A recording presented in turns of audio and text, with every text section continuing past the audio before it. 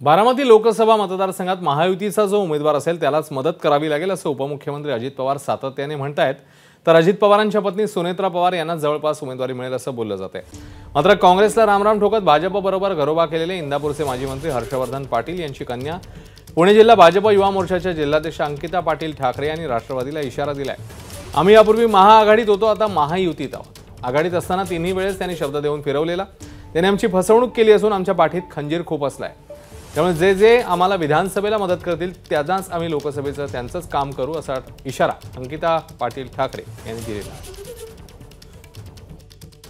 आम्ही तेव्हा महाआघाडीत होतो, आता आम्ही महायुतीमध्ये आहोत आणि मागच्या तिन्ही वेळेस त्यांनी शब्द देऊन फिरवलेला आहे।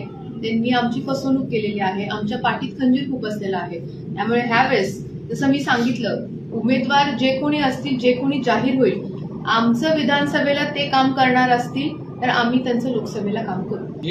जे काय आम्ही सगळं चालू केलेलं आहे, काही लोकांना हा गैरसमज पसरवला जातोय की आता दिल्लीमध्ये भाऊंला पद मिळालेलं आहे, विधानसभेचं काय। मी परत एकदा सगळ्यांना सांगतो की 2024ची विधानसभेची निवडणूक आम्ही लढणार आहोत। एबीपी माझा, उघडा डोळे बघा नीट।